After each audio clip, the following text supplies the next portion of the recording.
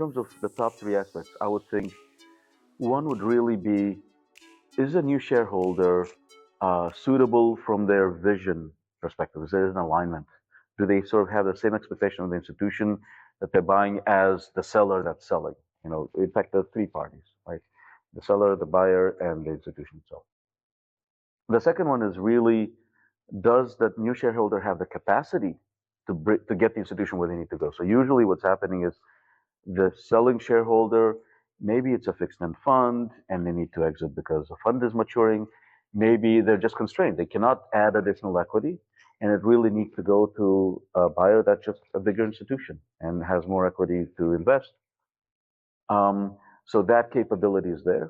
And it's not just financial, it's also, do they have the skills and the knowledge to maintain the mission and to move, go with the vision that they have from the intention.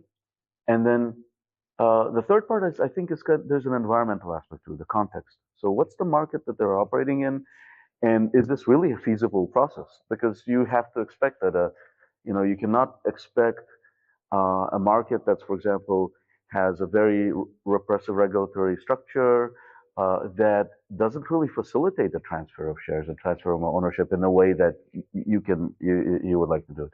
So you can't forget it, right? This was not like, not every market is the same. So I like to think of exits. A really good example is to think of them like an arranged marriage. Right? If you're a shareholder of an institution, you're effectively like a parent of a child. And if you think of marriages in traditional, especially in South Asian traditional societies, it's the parents that actually choose the bride or the groom, and part of that process is the fit. Is this potential bride and groom going to be the right partner for my child? And part of it also in traditional societies is a dowry. So how much is that family paying? And that is quite similar to what's happening in an exit. And so I think the example is those shareholders that are really looking for the fit of the new shareholder, the new owner, are going to be the ones more successful. And one that comes to mind is the sale of AMK in 2018 by Incofin, where even to this day, 6 years later, Incofin sits on the board of AMK and in fact chairs their social performance committee, despite having no shares anymore. Right? So it's really they've exited as owners, but they're still partners of the institution. So I would think that's the top three. There are many others, like what is the level of management of the institution? How well is the institution positioned? Do they also agree with the exit? Are they actually in favor of it, or are they actually resistant? So these things matter too. But I think top three, I would say, would be those. So I think on the side of the pitfalls, one thing is really not successfully assessing who the new buyer is. So as you might in any relationship, you kind of expect the best, and you might not get the best, and it's actually not an easy process. Maybe even to use that same example of an arranged marriage is like, hey, the family might look good and the groom is great and all, but actually behind the scenes, it's not what you think you saw. So that's clearly a pitfall.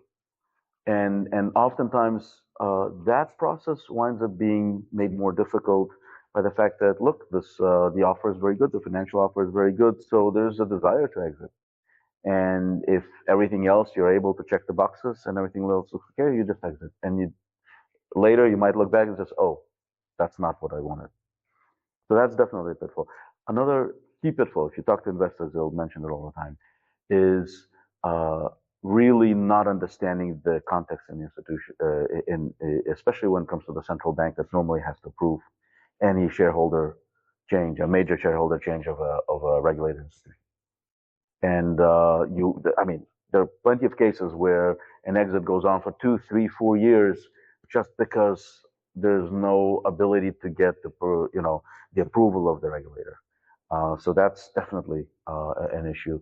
I think there's a third part in the pitfall, and this is where if you talk to investors, they say, hey, think about the exit not at the time that you want to exit, but at the time that you start the investment, because you really need to plan ahead. You need to make sure the institution is set up, the infrastructure is there, The relationship with the regulator is what it needs to be, so that when it is time to exit, you can do this, and you're not going to start hitting roadblocks.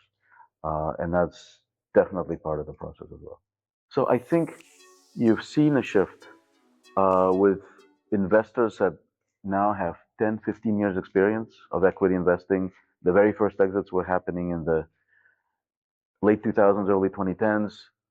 And at that time, there were many mistakes made in terms of really focusing on the commercial aspect as a way of showcasing equity investing in microfinance as a legitimate asset class to crowd in other investors, which led to practices that were quite harmful to clients, very rapid, fast growth, high profitability, and sort of no guardrails.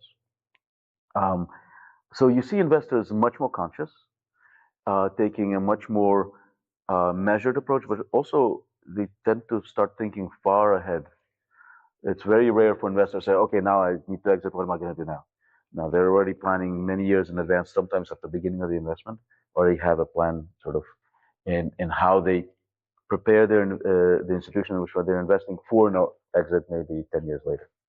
Um, but at the same time, they also need these constant reminders. You also need more lessons learned. This is the nature of investment. It's something you do once with one exit, right? If you're a debt investor, every 2, 3 years you're placing a loan. You're placing a loan, so you have a lot of this repetition.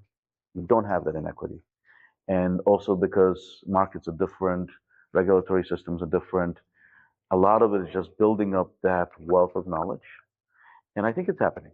I think the reality is it's happening, but my guess is exits 5 years from now will actually look quite different what they are today, and I think better, even though today's already are better than what was happening 5 years earlier.